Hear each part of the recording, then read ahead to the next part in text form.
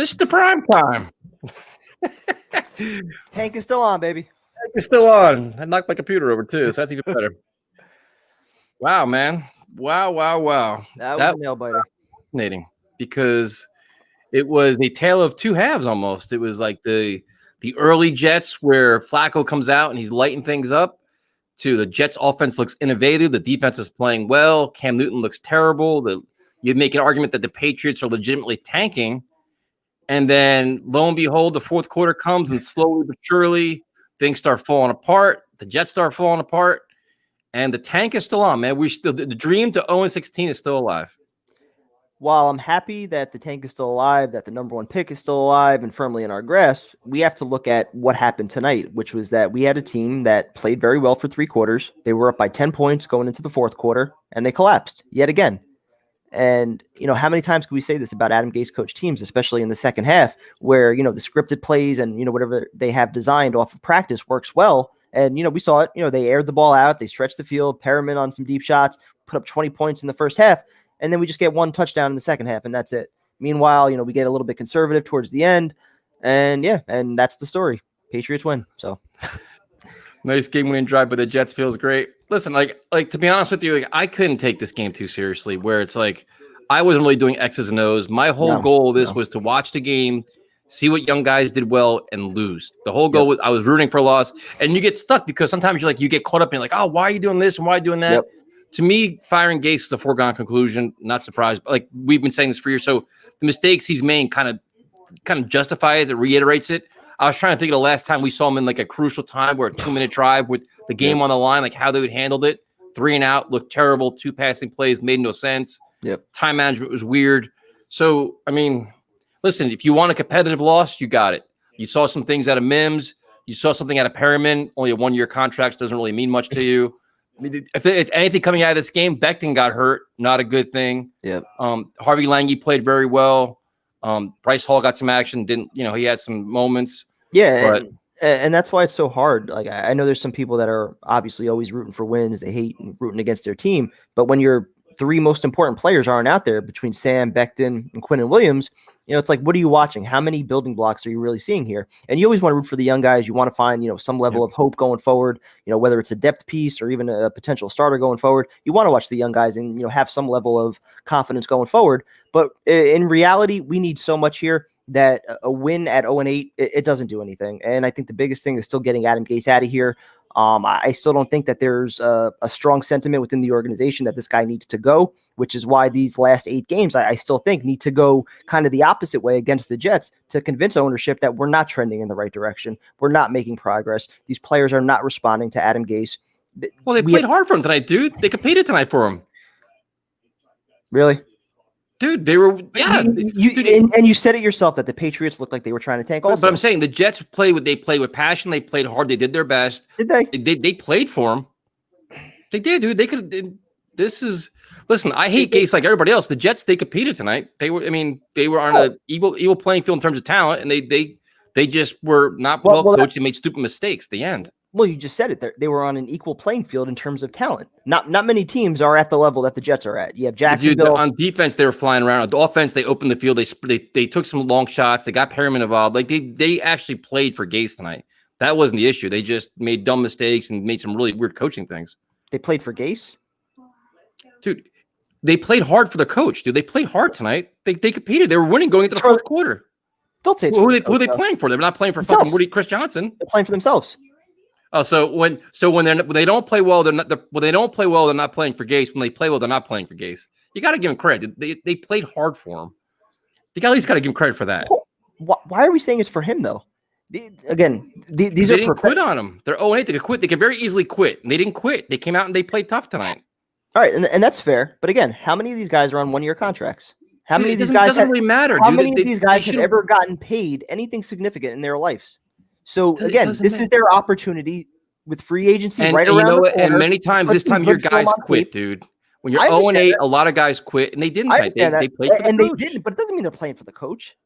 Okay, don't sell that. Okay, they're playing for the coach. Half these guys in this locker room, do not respect the head coach. Whatever reason why they played hard tonight, they didn't quit. Yeah, and that's fine, but it's not for the head coach. It's not for Adam Gase. Okay. There's a sense of pride and respect for themselves, but not for Adam Gase. They didn't play for him tonight. No fucking way, dude. Listen, they could very easily quit on everything, and they rallied for whatever reason. So you want to say they all rallied as individuals, whatever you want to say. They did it for individuals. They did it for each other, for a future contract, whatever you want to say. But for Adam Gase, I'm sorry, I don't think they're playing hard for this guy. If next week they don't show up, it's the coach's fault. But this week it's not the coach's fault. He gets no. You got to give him some credit, dude. Like I know it hurts you to do that. You got to give Gase some credit for the team playing well tonight. For the most part, they played well. The team showing a lot of criticism you said about him, they did tonight. That should be expected. The team shows up. Okay, dude, okay, but we said what we want to see. You want to see the vertical passing game. How low are we setting the bar? How low are we setting the bar? I'm not saying. Show up and play a great first half. It's just called. No, it's just called. When you're up by 10, that's fine. It's just called giving credit where it's due. You can't always boo everything when they actually do some good things. But what credit are we giving here? Okay, so did you see a vertical pass? Did they get Perriman involved deep? Yeah. Yes. Okay. Can he get credit for that? Or is that not fair? Can you give him credit for that, or is it not allowed now? Yeah, you can give credit for that. That's fine. Okay, good. Okay, just make sure we get some credit now. Okay, we're good then. Okay. Cool. And what does it mean? And what does it mean? It's just fucking something, dude. Like you can't say F everywhere. They should have really won this game. They should have won this game. Why didn't they win? And why didn't they win? And why didn't they win? How low are we going to set the bar? How low are we setting the bar?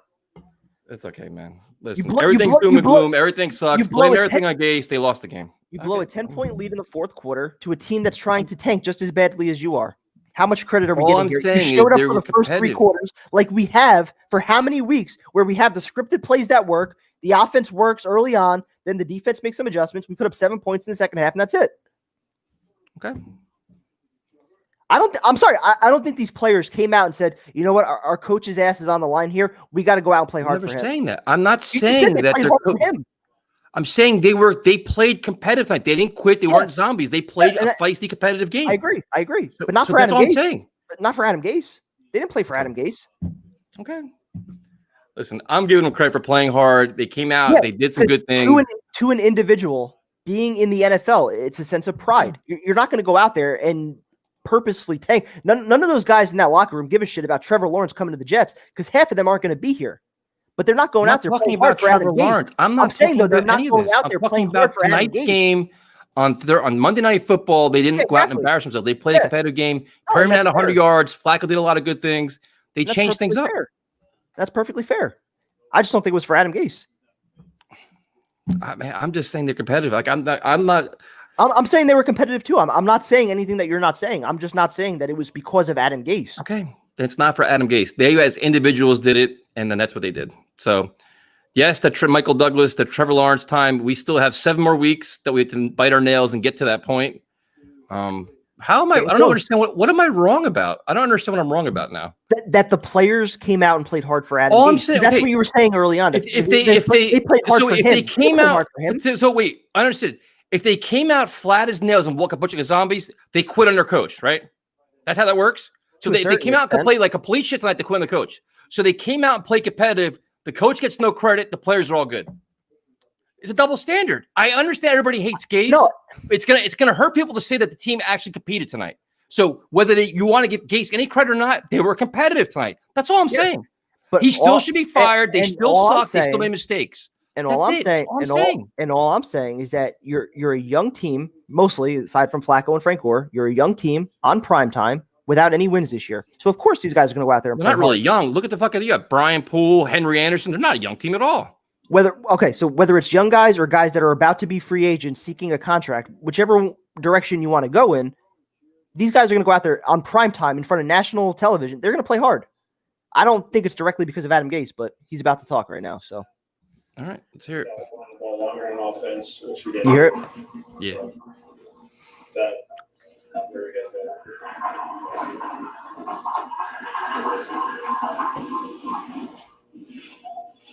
He actually looks upset.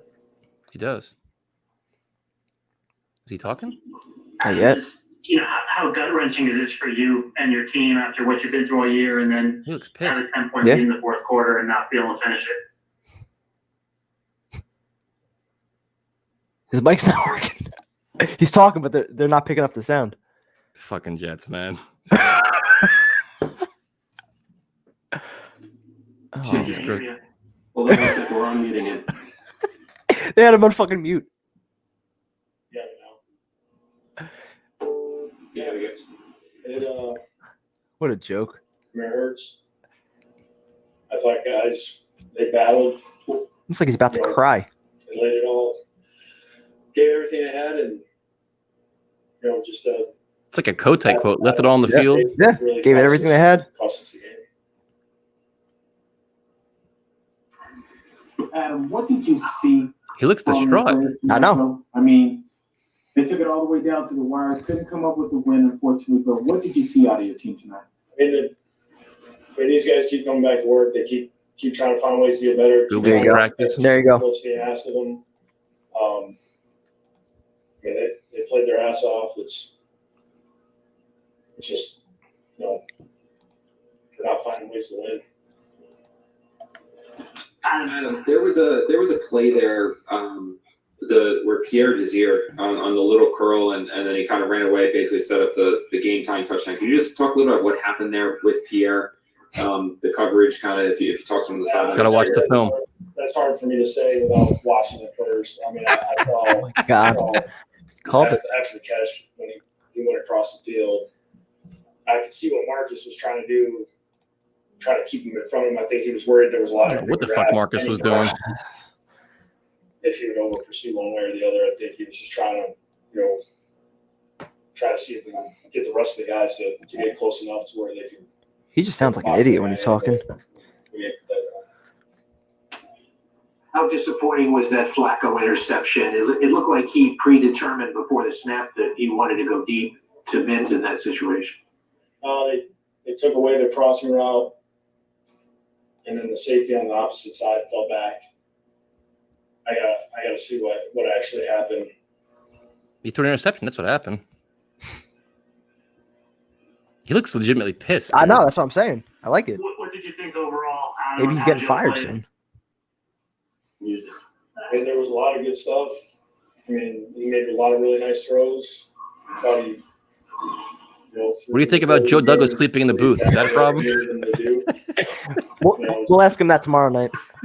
It's tough if you might have one or two errors and you don't feel good about it. But I mean, I feel like he played pretty good for the most part. I mean, he had a drop touchdown pass on that first series, and then had. That's right. He should have had 4 touchdowns. Yep. It seemed like you guys made a concerted effort to stretch the ball down the field for Only took 9 games this season. I mean, what went into that decision? Did you guys see something on film that let you know the big play might be there? Now our starting receivers were playing. Fucking so predictable, man. So predictable. Did he play differently than you expected? Did you expect him to run more? Run more? I think that we were prepared for the quarterback design runs. We weren't sure if, that would be what they were looking to do game plan wise, just because, most teams, they change up how they run the ball against us a little bit. I don't think they were looking to see how many hits he could take running the football. By Cam not running. Would have been one heck of a shot in the arm going into your bye week with your first win of the season. Now, how do you guys, I guess, take this time off and try to regroup for the stretch run? That's what we have to do. It's an unusual week to have a bye week just because normally you don't have a Monday night game and then, going to bye week with the rules the way they are. So, we'll get the guys in, we'll go through the tape. Gotta go through the tape. He's wiping his eyes as he's talking. I think he's like fighting back tears right now. Is he getting fired after the game? So, I hope so, man. Could you imagine? It's just really just away from, our guys be away from practice. Is Beckton's injury a torn pec? I don't know what it is, Rich. Yeah, Stop. they just Really? hit the chest. Adam, how That's just what we need. Does it hurt a rookie like Beckton to keep getting hurt in terms of his development? That's just all how you respond. I feel like when he's able to practice and he's able to play in games, he gets better each time. Correct me if I'm wrong, but I think wasn't that he's the same better injury? than- I know it was a shoulder, but when you saw him on the sideline that one time, he was holding right here. So that's your pec. It's all about Yep. you want to see as many looks as possible. You want to be in there and go through those experiences because that's how you become a great player.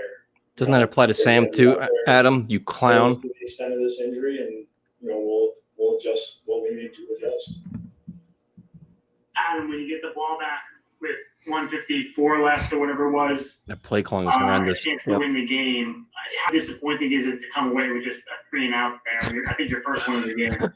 Yeah, I mean, I thought we had both on the second and third down. I thought we had a shot to have something. There you go. It was on Flacco. It's a intermediate throw wasn't there, getting down underneath, and I don't know. I haven't talked to Joe yet. As far as what happened on the There you go. play. He's burying Flacco now? Jesus, that didn't take long.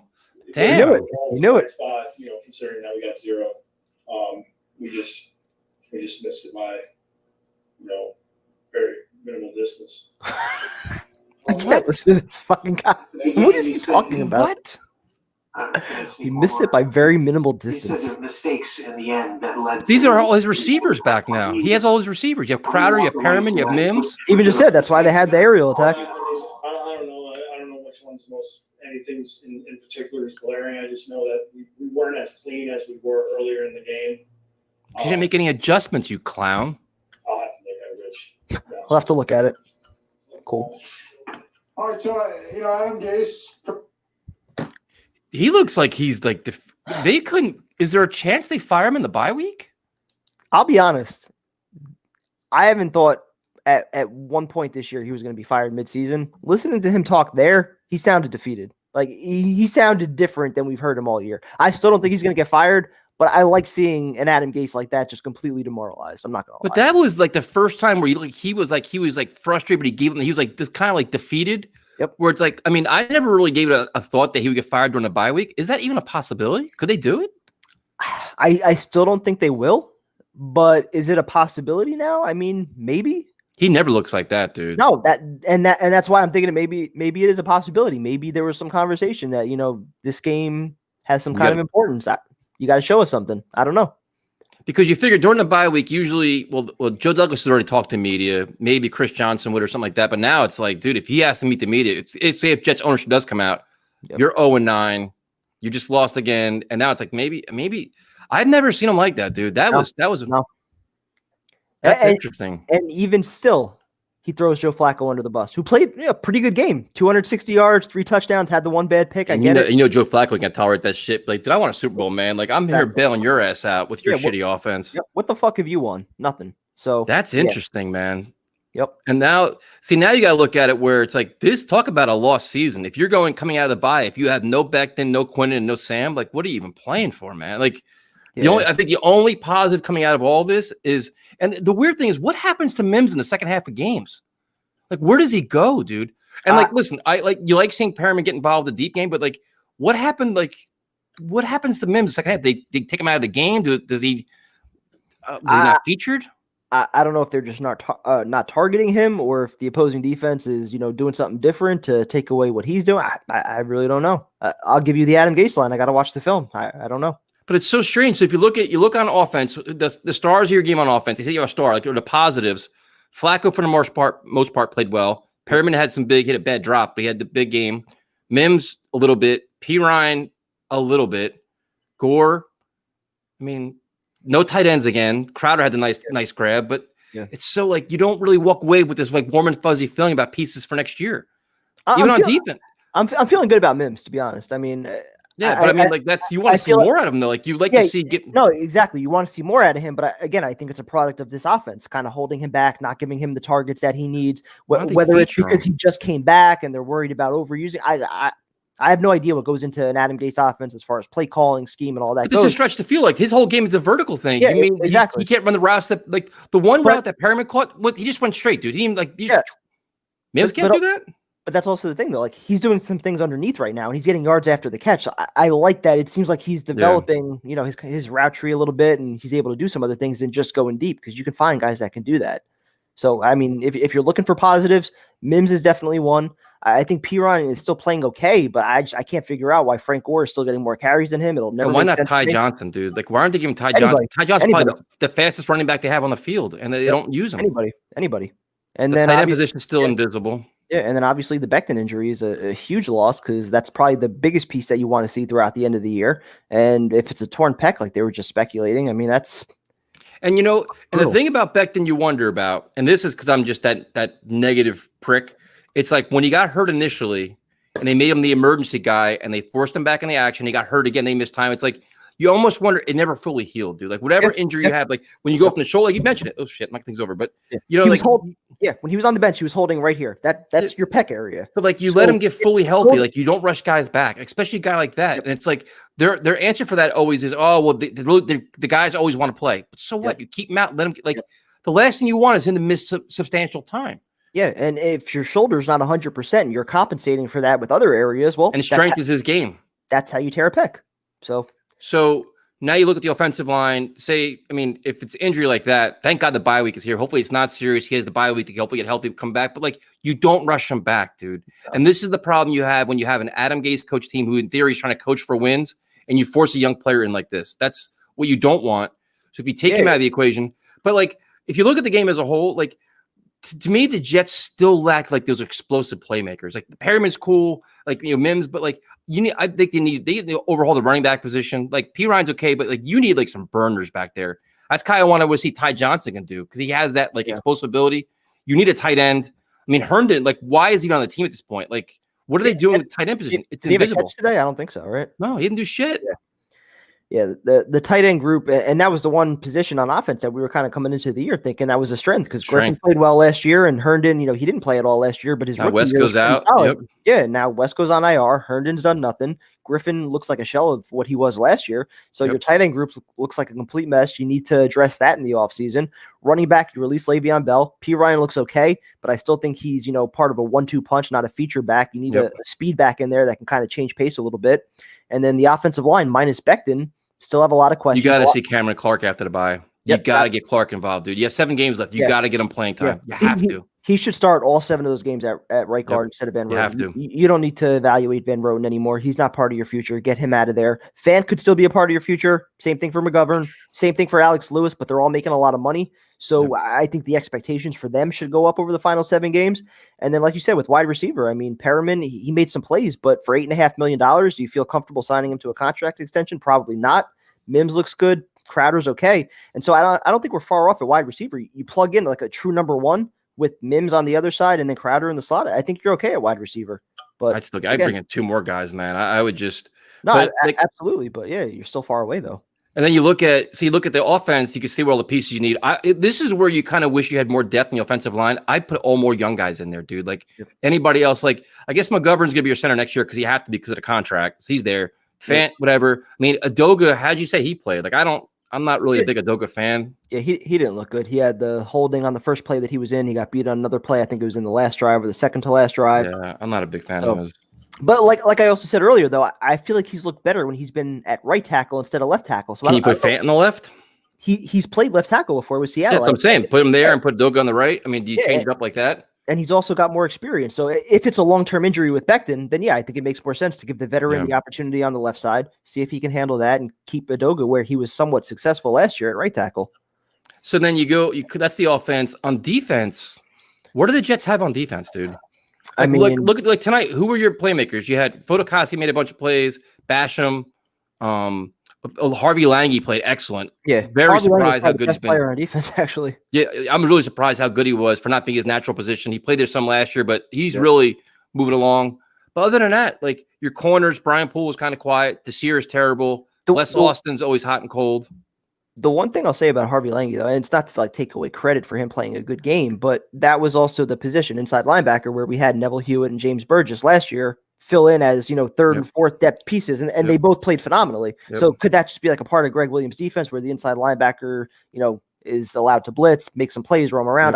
I really don't know. He was around the ball all the time, man. Yeah, I mean, I don't dive into the X's and O's enough to know that, but yeah, he played a phenomenal game. I think maybe the system kind of caters to the inside linebackers a little bit. Same thing with the safeties where they're blitzing a lot. Ashton Davis, he got in there for the sack. Unfortunately, hits Cam Newton in the fucking head, so takes it all back. But what does Marcus like?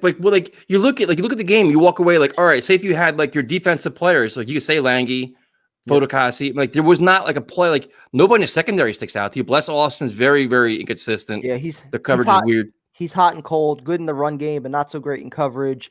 You know, you saw Lamar Jackson out there a little bit. He didn't really do too much. Bryce Hall, not too much. Safeties are just invisible, man. They, Yep. like Yep. you don't see Marcus May anywhere, man. He's always like when a tackle's made, he comes running on the field, like running in the area. Yep. I don't know. It's like you try to find like positive at each game and say, okay, what's our building block? What's our takeaway on both sides of the ball on defense? There's not a lot, man. Like, I'm even like Jordan Jenkins, a guy I'm a real big fan of his. You don't really see much out of him. You know, Bryce Huff was a little bit around the ball, but like nothing. You don't see guys like just like you watch other games, man, and you see like teams are flying to the ball. There's a lot of explosive, a lot of physicality, all this. You don't see that from our defense, man. And maybe because they're just like, fuck it, we're 0-8. But still, though, between Jenkins, who's on a 1-year deal, Brian Poole, who's on a 1-year deal, Marcus May's about to be a free agent. This year's going to be gone.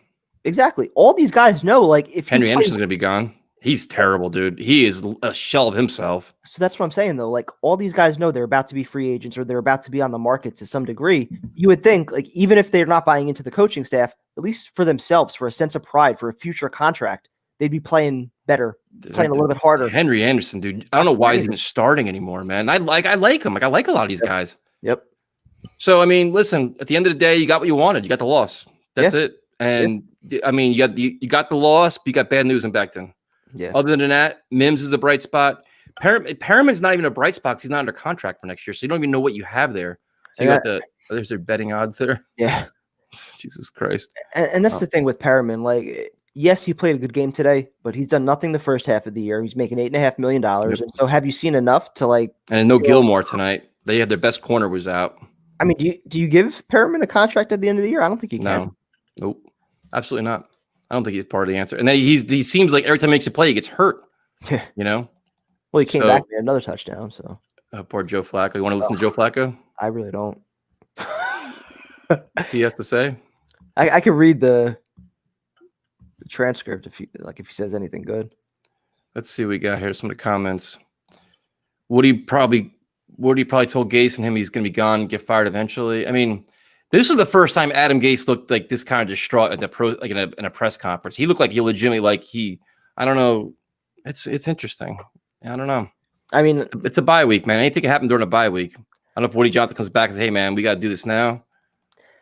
I still don't anticipate anything happening mid-season, but again, tonight this was your one opportunity to get a win. You had a 10-point lead in the fourth quarter, and you still found a way to blow it. You had the ball with 2 minutes left. You're supposed to be the offensive genius. That drive was terrible. You should be able to orchestrate something. What do? Your first 3 and out of the night. So, and the other thing too is you look at it this way: is the offense choked, the defense choked too. Is you have a chance to get the game to overtime. Like you have to make a stop Cam Newton. They were running the ball. They weren't doing nothing to surprise you. And the one play that bothered me when you have 3rd and long, as a defensive back, I'm not no football expert. You know where the first down marker is, and you don't let the guy plant there. You like within a yard, you don't let him catch the ball and move. Like you got to be. Usually, you have like a line of corners there, where you say, "Listen, this is you can't get past here." You don't give him that much room. That's just football 101, dude. And that's been a problem all year, even a little bit last year too, where our cornerbacks just give this 10-yard cushion. In the safeties. Regardless of the down, regardless of the distance, they just give that huge cushion and they let the wide receiver easily get to the sticks, plant, and come back, and it's an easy first down. So I don't understand what Greg Williams is trying to do there. I mean, I get to a certain degree the bend but don't break philosophy, but there's a certain point where you got to be a little bit more aggressive, especially on 3rd and longs. You can't just give up the first down. Yeah, you need tighter coverage. You need to know where the down marker is. You need to know all that stuff, man. That was the most Jets way to lose a game. Listen, for those of us that were rooting for the loss, that's what you wanted. Definitely. I mean, I'm much more happier today now that they lost because everything's still in place. But I tell you what, the next time they play the Patriots, you got to be nervous because that's going to be a winnable game again because the Patriots aren't a very good team. They're definitely not a good team. But you gave yourself a cushion now, though. I mean, they have 3 wins, you have none, so they're probably not catching you. So it's pretty much you and Jacksonville now in a fight. Yeah, but I'm saying if you that win could get you tied with Jacksonville, so that they're a game that's being back on the radar as a team, a winnable game for you. No, that's true. Beckton needs to learn better technique. Can't forklift 300-pound dudes every snap and not tear a muscle. And that's his game, man. I mean, he is. That's a tough comment to answer because like you just said, that's his game as far as the strength, the physicality, and all that goes. You don't want to take that away from him, but you want the technique to be there so he's not trying to overcompensate and push guys around when he doesn't have the proper footing. Exactly. And like I said, when he was on the bench a couple weeks ago in Denver, he was holding right here. I mean, that's where he was hurting. That's your pec. So if your shoulder's hurting and you're overcompensating for that, that's how you might end up carrying a pec. Exactly how you do it. The dream is still alive. Jets still a possibility matching the Lions of Browns. I mean, this is it. And I'm all for it. Bring on. Flacco's interception really felt like it was on purpose. It was a terrible throw, and they showed the film. Dude, there was guys wide open everywhere. I know that was the only guy that was literally in double coverage. He had Ryan Griffin underneath running towards the sideline for about 8 yards, and with another 10 yards in front of him of daylight with nobody near him. And he took the deep shot into double coverage, and I have no idea what he saw on that. I don't want Gase to get fired because he doesn't deserve to collect the paycheck for nothing while the players are still suffering through the season. You can make a case if you fire them, the players may not suffer because they may be used better than they're being currently used now. Yeah, even though it's only 7 games, I would love to see what these players can do with a different voice in their ear. I mean, I know Dowell Loggins is calling the plays right now, but it's still with Adam Gase kind of in the shadows, which to me doesn't really change anything. So Denzel Mims looks like he can be a good player. Gotta like what you see out of Mims, and you wish you'd see more. You wish they'd feature him 10, 12 targets a game. Yeah, no, absolutely. Let's see. Jets need baby Gronk, 87 from Notre Dame. Kid's a beast, man. Let him come out and do it. I'd be anybody from Notre Dame. I'm completely fine with. I thought Trayvon Wesco was baby Gronk. He's out for the year now. It's amazing that all these teams, all these offenses doing these things. We have a completely one position we don't use at all. Tight end position. We don't use it at all. Nope. Not even a part of the. I mean, it's wild, dude. Gase blows. The tank is alive and well. Listen, if you're a Jets fan, to be honest with you, you wake up tomorrow, you're happy. You're like, yes, we got what we needed here. Yeah, I mean, the win would have felt good for a half hour to an hour, first one of the year, first one in almost a year. But at the end of the day, what does it do for you long term? Does it help Adam Gase keep the job? Probably. And I mean, does it help you with draft status? No. So it doesn't do anything to really help you. Keep Berrios for next year. I mean, I'm fine with that. He's a role player. I mean, that's fine. Yeah. Is Woody Johnson back? It looks like he's going to be back, but we'll see. So. He's got some things to deal with too. Once he comes back, if there's any legs to those stories that were out there. Yeah. Don't be fooled. The Pats have 8 players that opted out due to COVID. Listen, we understand the Patriots are depleted, man. Between injuries and everything else, they're not the same team they used to be. They're a bad team, man. And I didn't think Cam played all that great either. But maybe he's banged up too, and God knows what else. Yeah, we did not play the typical Patriots tonight. So no, even trying to tout that 10-point lead in the fourth quarter, it didn't mean anything. It's almost worse, dude, because you just lost to a team that you had the running game. They featured the running game. They only had one receiver really catching anything, and that was really it. Yep. Desir is awful. Oh, I really hope that Bryce Hall plays more, dude. I'd rather see Bryce Hall get toasted up and down the field. Bryce Hall, Lamar Jackson, Javelin Guidry, all these young corners that you have, even Bless Austin, those 4 guys should be in there at all times. You don't need to see Pierre Desir anymore. He's not part of your future. He's not coming back. Even Brian Poole, I like him. He's probably not coming back either on another 1-year contract. Yep. Exactly. So start finding what you have here to build with long-term and let those guys get the reps. The last time the Jets won a game was 11 months ago. Ridiculous. But listen, two more months, man. Just get through 7 more games and just get through it. Almost there. I don't know if I actually want to watch any more Jets games. Well, especially with Flacco quarterbacking, it's kind of annoying because you're just like, and Gore being featured, which is ridiculous. I wish, the bad part about Flacco playing like he did tonight with 3 touchdowns is you're not going to see the Mike White. You're not going to see Morgan because he's helping the offense move the ball, which is what they need. Yeah. Well, maybe that interception at the end turned Gase off. He kind of threw him under the bus a little bit in the press conference too. So and then Flacco's probably going to smack him in the face in the locker room. Exactly. Unbelievable. Everybody's saying that Ashton Davis was very good tonight, man. I didn't see that. He had the one nice blitz, but again, he took a penalty on it, so it didn't really help you. Made a couple tackles here and there, but I didn't see anything special out of him. How good do our wide receivers look now that they're all healthy? I mean, Crowder's always been good, and this was the first game Perryman did something. He hasn't done shit all year, and then Mims is a work in progress, but he's shown a lot of positives. Yeah, that's a fair assessment, right? Yeah, Mims looked good tonight. Some nice yards after the catch. Looks physical. Didn't drop anything. You like that from him. Perriman had the one drop, but also had the 2 touchdowns. So you give him some credit there. First nice game of the year from him. Always gets hurt, man. Every freaking play, he's always on the sideline. And that's what you worry about with Crowder too, is that he gets hurt a lot also. So you can't really have 2 guys that are injury prone in your wide receiving group. But yeah, Crowder, I like him in the slot. When all these guys are healthy, it's not a bad trio, but you still don't really have a true number 1 wideout that commands that double team or that could free up other guys. Zuniga had the play of the year with the 12-man penalty. Was it on him? I guess so. That's the only down part about doing the live streams. We can't hear it, and we get distracted looking at comments and shit. I'd love to know how that happens though.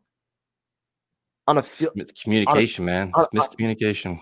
On a field goal though, that's you have your package for field goal block or whatever. So how does somebody run out there that's not part of that? Like was somebody injured and he thought he was replacing him, and that guy was communication. That's coaching, man. We need Jacksonville to win. Yes, we desperately need Jacksonville to win. Desperately need that. Against two. Dude, anybody. We need a miracle, man. Jacksonville is not winning another game this year. The second they win a game, I will come on here live and I will shotgun. They will not win another game this year. I read off their schedule. They do not have any winnable games. The Jets have one, which is probably the Patriot game. Maybe the Chargers, but probably not. Yeah, well, no, fucking wait. Chargers, dude. The Chargers are in every game. They find a way to blow at the end. Yeah, but they're 2-6. They're 2-6 though. But they should have at least 3 more wins, dude. They should have won last week. I thought there was a touchdown the last one, then the guy dropped Jets should have won this week. Yeah, the Chargers they're playing such a higher level. Like the way the Chargers are playing now, they're going toe to toe with everybody compared to these clowns. I mean, it's not even.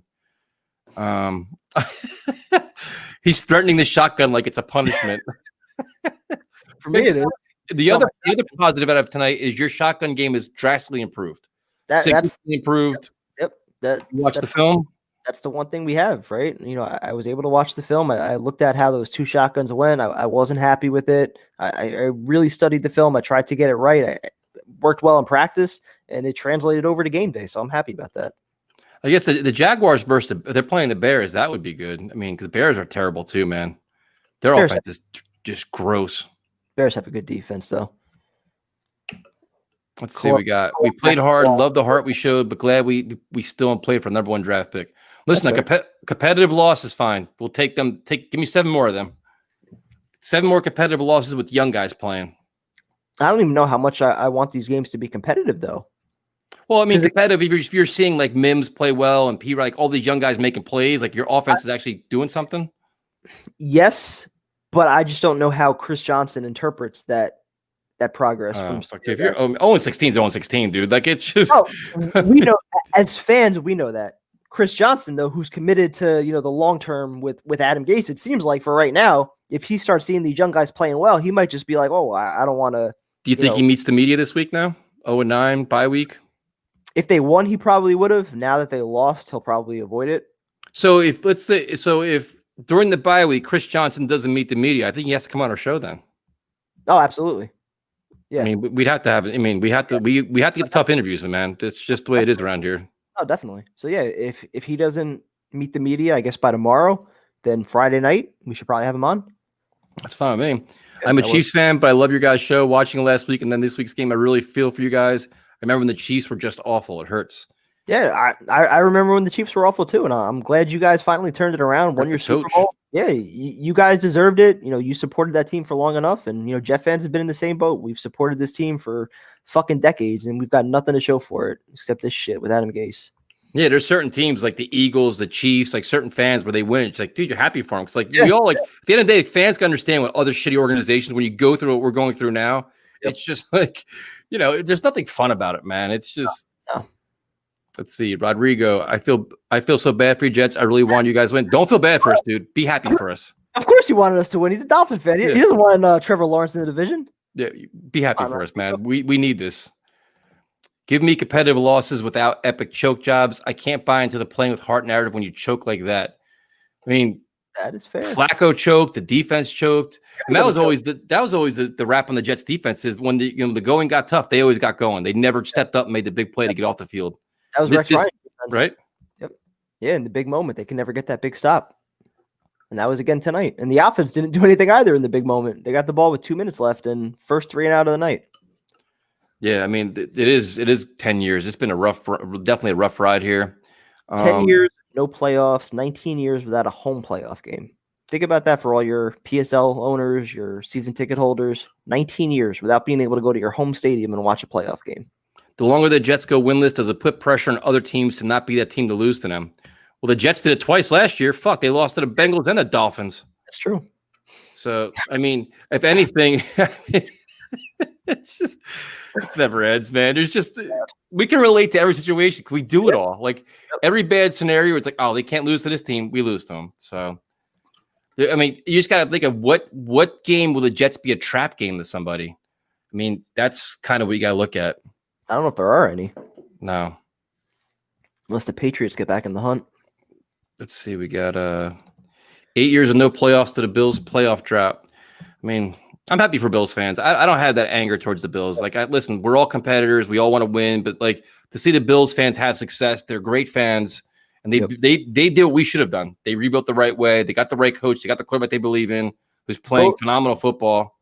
In 2017, both teams were pretty much in the exact same boat as far as where they were. And look at what the Bills have done around Josh Allen and with their head coach, and look at what the Jets have done with Adam Gase and putting around Sam Darnold. Look at the whole draft class. Look at Lamar Jackson.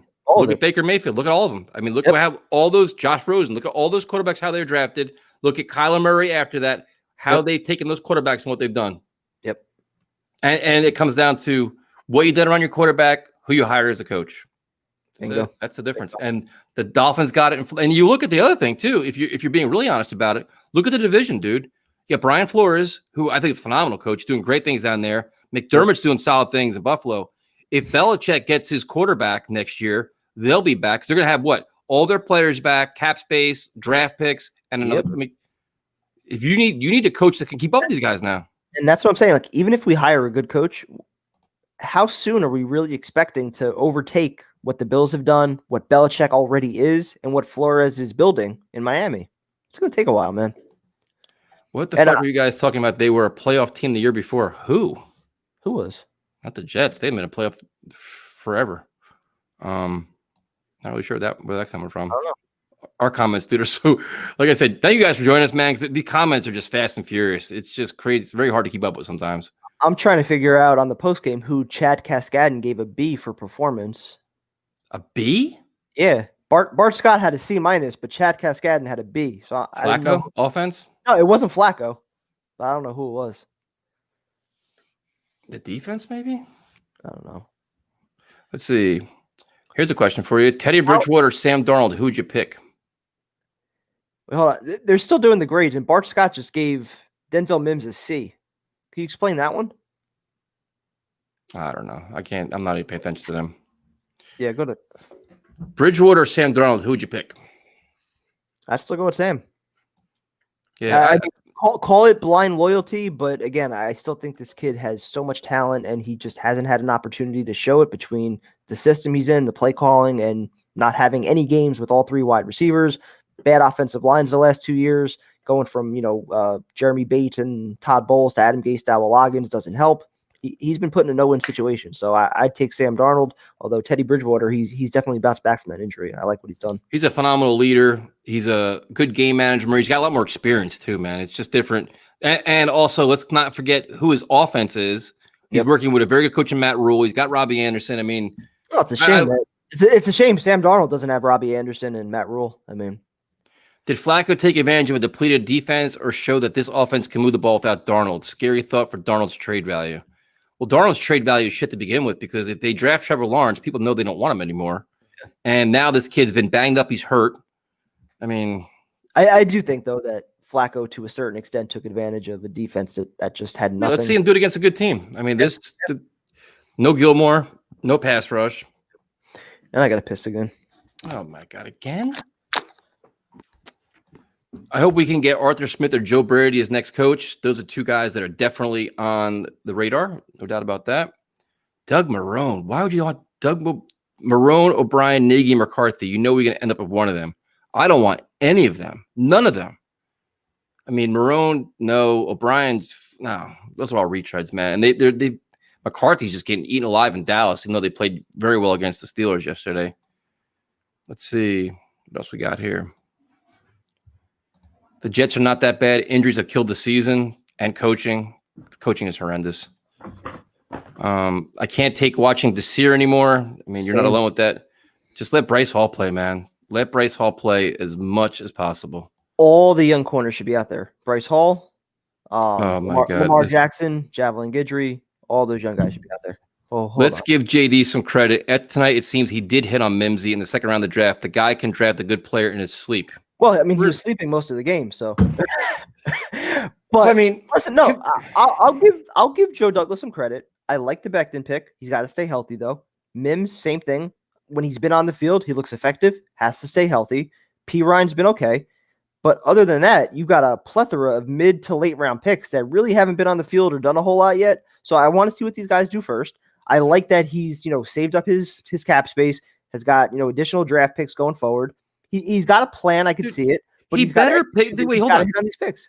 Wait, we're gonna give him credit for Mims. He better have hit on fucking Mims because we needed a receiver badly and only drafted one. We needed two. We needed three.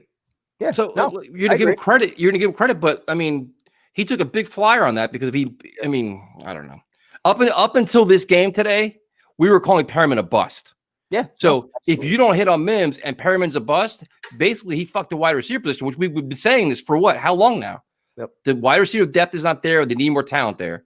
So after one decent game, we can't start giving him credit for his draft. His draft is completely, remains to be seen. And can we talk about Morgan not even being active yet? Your fourth round pick's not even active. That drives me crazy. But no, I mean, we can give credit for Denzel Mims. I mean, we both like Denzel Mims. When he's been on the field, he's looked effective. Yep. He's getting yards after the catch. He's physical. To say he could draft a guy in his sleep, I'm not that confident with Joe Douglas. No. I mean, honestly, has he shown more than previous GMs? He's done well in his first draft in the early rounds, and really nothing in the mid to late rounds yet. And yeah, the free agency, I mean, wasted money on Desir, wasted money on Perriman right now, even though he had a good game tonight. The offensive line is that his whole reclamation project is not exactly where it needs to be. Yeah, you could be turning over guys like Fant and Alex Lewis at the end of the year. So I watched the tape of Primetime Shotgun. He drooled a little. Got to clean that up during the bye. I don't know. There might have been like a slight spill, but Mega Vegan, you're watching. I guess you watched the All 22 already, which is very impressive at midnight. But I think Primetime Shotgun was tremendously improved over the last week. So a lot of film work. Yes, this is very impressive right there. Man, oh man, we need a Revis type corner right now. Well, I mean, those kind of corners don't fall off trees, but you need a quality corner. I mean, Bless Austin. I don't know how do you even evaluate Bless Austin? He's a good rotational corner. Is he a legitimate starting corner at this point? Is he still young and learning? I like him, but I wouldn't even put him in that conversation yet. I mean, he's out there. He's starting now, but he makes some plays in the run game. But I feel like in coverage, he's been getting beat a lot, and it's been against receivers that aren't really that great. So I still have a lot of questions about Bless. He was a 6th round pick who had some health concerns as he was coming out of the draft. So if he could stay healthy, I think the ceiling is still pretty high for him. But most likely, I think he's probably a rotational corner, which is the same for most of the guys that are on our roster right now. Between Bryce Hall, even though we haven't really seen him much out there, and then the other guys, with Guidry and Lamar Jackson, I think these are mostly depth pieces and rotational guys, and we probably need to find at least one, if not two, top flight corners. The way the defense choked in this game was pathetic. Desir's lack of effort was awful. Listen, Marcus Mays wasn't much better, to be honest with you. The angle he took on the one play was terrible. And what's going to be lost in that is, people are going to focus on Flacco's interception. They're not going to really look at the defense falling apart and melting and giving away those 10 points. So, right, that's kind of lost in this. Greg Williams gets a pass. Everybody wants to ride the offense so much, but I mean, I don't know. The defense choked. How else you going to put it? No, you're not wrong. I mean, both sides choked, though. Defense gave up 13 points in the fourth quarter. Offense didn't put up any points. Got the ball back with 2 minutes left. Went 3 and out. Both sides choked. Yeah, a lot of people are saying this. The play calling from Gase today was indicative of someone coaching for his job, which was actually Loggins, Interesting to see what happens. Like a lot of people are wondering about this bye week right now. And that's what I was saying last week, is that at 0-7, you would think, all right, this guy's got to be coaching for his job. And he went out there, and it just seemed like the offense last week against KC, against the Super Bowl team, they were just going through the motions. There was no urgency. They weren't trying to, keep up toe-to-toe with Pat Mahomes. No, they were going through the motions. They were fine, just trying to keep it somewhat competitive as window dressing, like we were saying. Tonight was different. Tonight we saw some deep shots. They were airing it out on prime time. So, listen, I don't know if any conversations happened. I don't think anything happened. I don't think he's getting fired midseason, but damn it, I fucking hope so. Love the passion. As a huge Rams fan, we went through his Georgia Frontier years, Jeff Fisher years were brutal. Yep. It will get better. Hang in there. Yeah, we need our Sean McVay to save us. That's what we need. Yep. I mean, everyone ripping JD for the Adams trade right now, real quiet. Yeah, I mean, well, Jamal Adams had a couple sacks, right, or something like tackles for losses yesterday. It's just the pass coverage has been bad, but the whole secondary sucks. Listen, you can give Joe Douglas credit for the trade. He's got to hit the picks. And that's what we've said from the beginning, that we like the compensation that he got back, 2 first-round picks plus a third. That's great value. But we wanted it ideally before the draft so that we could have found some offensive playmakers to help Sam this year, not going forward. But again, when you're a team that doesn't have any talent, it's so hard to just grasp the idea of trading away your best draft pick in probably a decade. I mean, that's what he was. He was our best player. He was our leader on defense. And I know some people now are saying he wasn't a true leader. Listen, when the guy was on the field, he played hard. The guys around him played hard with him. So, I think what we're seeing from the defense now is indicative of that. He was a star player that was able to cover up a lot of your holes on that defense, and you're missing that right now. Rush. Yep, exactly. So he may not be great in coverage, and I'm not going to argue that. But as far as being a great box safety, somebody that can blitz and do a lot of things, cover tight ends, he could still do that. So, as an Eagles fan living in New York, I desperately want the Jet fans to feel how I felt during 2017. I have a lot of close friends that are Jets fans. They deserve it.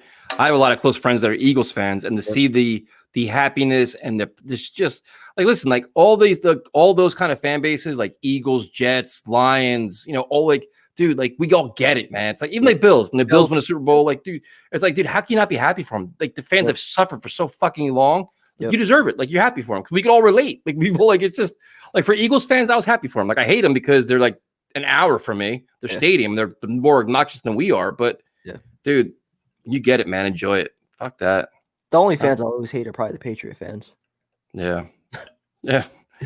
Let's see. Because they don't. They've won enough. Would you guys want Fields over Darnold if we end up with the number 2 pick? Yes. You answer that one. Oh, serious? Yep. So now we're taking the second best quarterback in the draft. Yeah, that's right. I've moved on. My ship has sailed. Here's a good question. Would you guys want Allen over Darnold? Okay, with what team? Ooh. But with what team? Is it the Buffalo team? Which quarterback do you want? Or do you want Allen here in New York? It depends on what team they're playing with. That is such a tough question because, again, he's playing great, man. After their first year, Darnold was the better quarterback.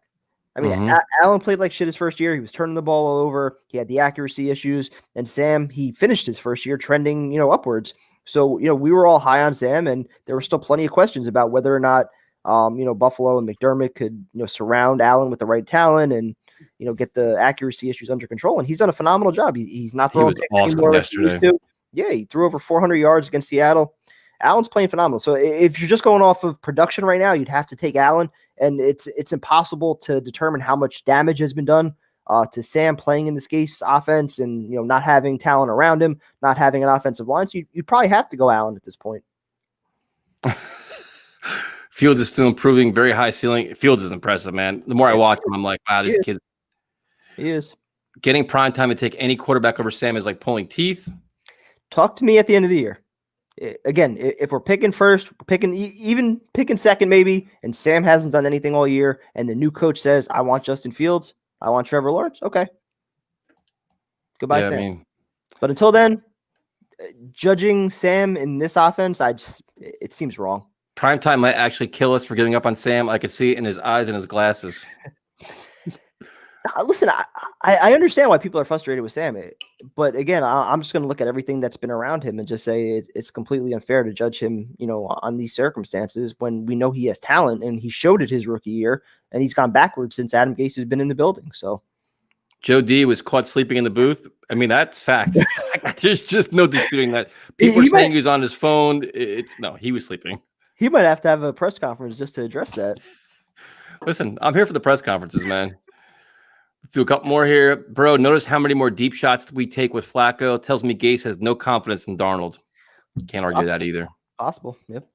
I mean, I think that's just the play calling, having confidence in a veteran quarterback saying, okay, you can throw the ball deep, making that read. And Flacco says, you know what, either I'm going to do it or either he does it on his own or the plays are called for him. Either way, but I think Flacco's probably just do whatever he wants at this point. Yep. Completely outcoached out of the locker room at the half again. Every game. Yeah. And that's the one thing that doesn't change with this team. Yep. At halftime, we have nothing to adjust. I mean, nothing. Let's see. This is something you said. I really hope injuries don't become a reoccurring theme with Mekhi Beckton. That'd be a huge problem. That's your franchise left tackle. It's definitely not a good sign. And how you help that is you don't mishandle him. If he gets banged up, you take him out of the game, he stays out of the game. Simple as that. Like, don't fucking force him back because he wants to play and make him an emergency guy, which is just amateur hour. That's why I'm even more like angry right now about the Denver game where they threw him back out there. He got hurt. Now he's back out there, but we don't know if he's 100% yet. Yeah, that's me. In fairness, I shotgun twice tonight. You didn't have to shotgun at all, so of course I had to. Well, fucking Mims won't score a touchdown. I was counting on the rookie to help me out here a little bit. Of course, I got stuck with Perriman. You were bold. You're like, I'll take Perriman. Like, all right. I didn't think there was any chance he was scoring tonight. It's fucking 2. Let's see. We got to do a couple more here. If Sam would have started tonight, would we have won? Possible to say. I mean, that's tough to figure that one out. Who knows if the game plan would have been the same? I mean, you have no idea. I'm tired of hearing that Lawrence should stay in school. No one had that energy last year when the Bengals and Dolphins were historically bad. It's just because we're the Jets. I got news for you. Lawrence is not staying in school because his replacement is already there and already playing, and they're going to push him out of school. Like, all right, man, we had a good run. Time for you to go. He's coming out. Like, he's not staying there, man. But like we were talking about, though, if somehow Adam Gase is still the coach, you think he's just willingly going to come here without any kind of fight? That I think is still the biggest problem. That I don't think this organization has any intention right now to fire Adam Gase, and it won't be until Trevor Lawrence says, I'm not coming here until Adam Gase is fired that we see a move, if we see a move. The Jets going to draft Lawrence, Etienne, and bring in Harbaugh. Okay. Sign me up. Deal. It's funny now. People are like trying to find holes and like, oh, Harbaugh is the wrong fit. I'm like, dude, listen. No, I mean, he's struggling. There is no perfect candidate, but I mean, that'd be a significant upgrade what we've had in the last 10 years here. Yep, he's done it at the NFL level. I'll take my chances. So primetime, what's our schedule, man? Tomorrow night we got to do what? We got to do Block Talk. We're on schedule to do Block Talk, but normally the day after is like our calmer show. So it's up to you. We could still do Block Talk and take the shows. Do Block Talk an hour and then this, whatever you want. Yeah, we could do what we did last Tuesday. Hour call and then an hour live. So thank you guys for joining us, man. We appreciate it, but we got to get off this shit because I got to be up in 5 hours to go to work. So same with me. Good time. Thank you guys for joining us. We appreciate it. The tank is still on. Jet up, baby.